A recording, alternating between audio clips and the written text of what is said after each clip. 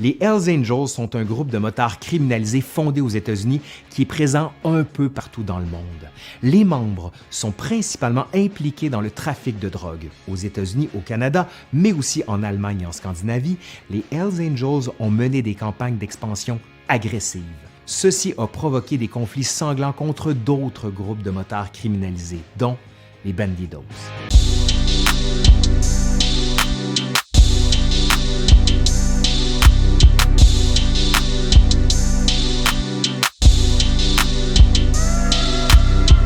Les Angels sont principalement connus au Québec depuis la guerre des motards, qui a déchiré la province de 1994 à 2002. Il s'agit cependant d'une organisation internationale présente dans une cinquantaine de pays. Qui sont les Hells Angels et d'où viennent-ils? Allez, aujourd'hui, à l'Histoire nous le dira, on s'intéresse aux Hells Angels.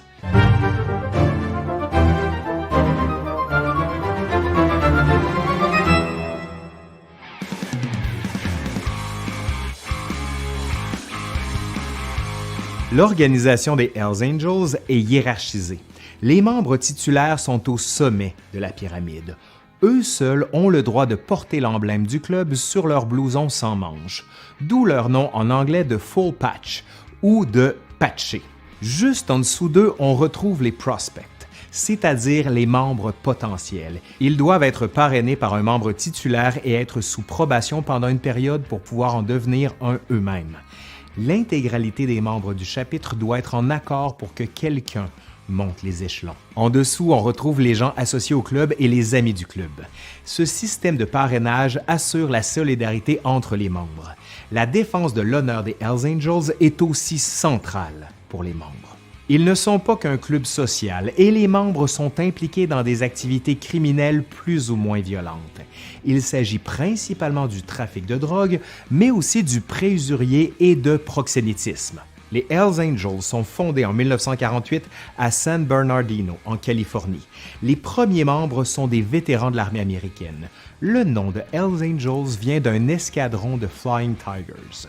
Il s'agit de bombardiers américains actifs en Chine durant la Seconde Guerre mondiale. Ce nom a probablement été repris d'un film de 1932 produit et réalisé par Howard Hughes. Un vétéran de l'escadron, Arvid Olsen, était un proche des fondateurs du club. Il n'a jamais rejoint les Hells Angels, ni personne d'autre de cet escadron d'ailleurs.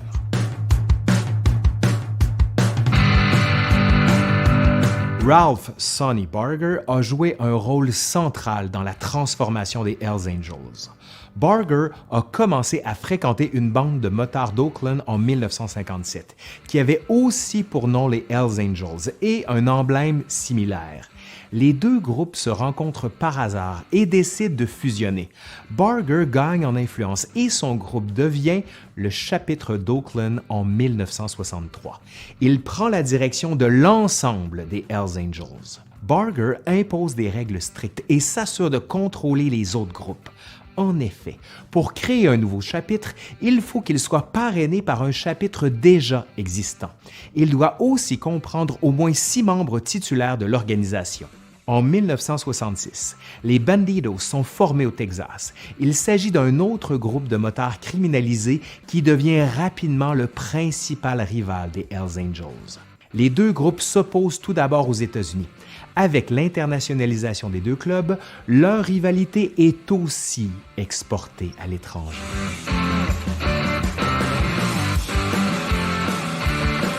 Au départ, les Hells Angels sont surtout consommateurs de stupéfiants, notamment de PCP. Cette drogue est surnommée l'Angel Dust, la poudre de l'ange. À la fin des années 1960, ils deviennent des trafiquants. En 1967, durant le Summer of Love, ils deviennent les principaux pourvoyeurs en LSD des hippies de San Francisco. La méthamphétamine devient ensuite le produit phare des Hells Angels. Il leur permet de faire des profits assez importants. Les Hells Angels jouissent à leur début d'une réputation relativement bonne. Ils sont vus comme des rebelles, des gens vivant en marge de la société. Cependant, cette réputation change à la fin des années 60. Le procureur général de Californie traîne les Hells Angels devant les tribunaux pour leurs actes de violence. Le grand tournant se produit cependant au spectacle d'Altamont le 6 décembre 1969.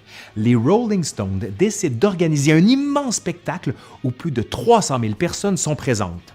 Woodstock a été organisé en 7 mois, mais Altamont ne bénéficie que de quelques semaines de préparation. Les organisateurs du spectacle font alors appel aux Hells Angels, du moins ceux du chapitre 666 d'Oakland, pour faire la sécurité. Les motards acceptent et peuvent, en échange, boire autant de bière qu'ils veulent. Durant la prestation des Stones, les choses dérapent. La foule tente de trop s'approcher de la scène et les Hells Angels la repoussent à quelques reprises. Un spectateur, Meredith Hunter, s'énerve contre l'un des motards. Hunter sort une arme à feu. Les Hells Angels l'attaquent alors et le poignardent. Il meurt sur place. Malgré cette mauvaise réputation, le club prend de l'expansion. Il est présent dès 1969 sur la côte est des États-Unis. Le club s'étend aussi au Canada en recrutant des bandes de motards criminalisées déjà existantes. En 1977, les Popeyes obtiennent le droit de créer un chapitre des Hells Angels. Il est basé à Sorel, au Québec.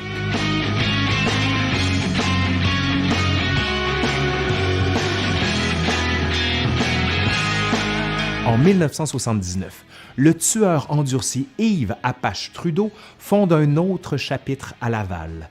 Ce chapitre acquiert une mauvaise réputation et ses membres consomment la cocaïne qu'ils devaient vendre et auraient volé de l'argent à un autre chapitre. En 1985, 5 Angels de Laval sont convoqués à une réunion du chapitre de Lennoxville. Ils sont abattus d'une balle dans la nuque, puis leurs corps sont jetés dans le Saint-Laurent. Ça, c'est considéré comme très violent, même pour les motards criminalisés. Devant ce massacre, 2 motards criminalisés ont une réaction allant à l'opposé qui va influencer la scène criminelle au Québec. Il s'agit de Salvatore Casetta et de Maurice Mom Boucher. Tous deux faisaient partie d'un gang de motards suprémacistes blancs, les SS. Casetta est dégoûté par la violence des Hells Angels. Il décide de former son propre groupe, les Rock Machines. Mom Boucher est plutôt impressionné par les Hells Angels et décide de les rejoindre. Mom Boucher gravit rapidement les échelons. Il fonde un chapitre nomade au Québec qui est sans attache géographique. Il cherche à étendre son influence sur l'Ontario. En 1994, Casetta est arrêté avec 11 tonnes de cocaïne. Les Rock Machines perdent leur chef et leur membre le plus important. Mom Boucher décide d'établir le monopole des Hells sur la vente de drogue à Montréal. C'est la guerre.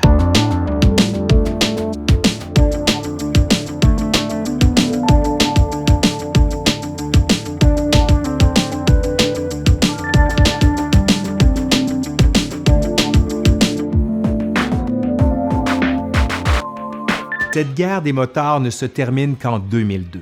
Les Hells Angels sont alliés avec le clan Rizzuto de la mafia montréalaise et les Rock Machines avec les Bandidos.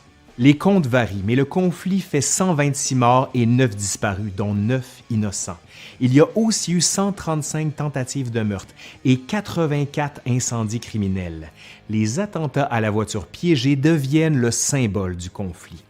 La mort du jeune Daniel Desrochers le 9 août 1995 indigne l'opinion publique. Le jeune de 11 ans jouait dans la rue lorsqu'une explosion lui enlève la vie. En réaction, le gouvernement crée l'escouade Carcajou, formée de différents corps de police. En 1997, le Parlement canadien promulgue une loi anti-gang. Il devient illégal de faire partie d'une organisation criminelle.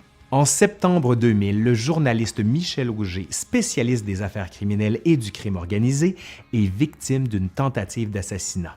Paradoxalement, Mom Boucher devient une célébrité. Il est même applaudi par la foule en 1998 lorsqu'il assiste à un match de boxe et certains spectateurs lui demandent même un autographe.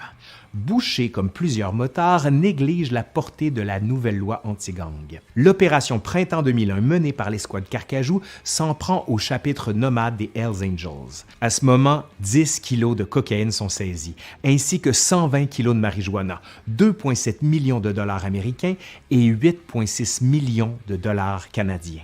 L'opération amène un méga procès en 2002. La condamnation de Mom Boucher à la prison à perpétuité met fin au conflit. La police surveille de près les motards criminalisés et mène régulièrement des opérations contre eux, comme ça a été le cas en 2009 avec l'opération Shark. Tous les chapitres des Hells Angels sont saisis et 111 des 113 membres de l'organisation sont alors arrêtés.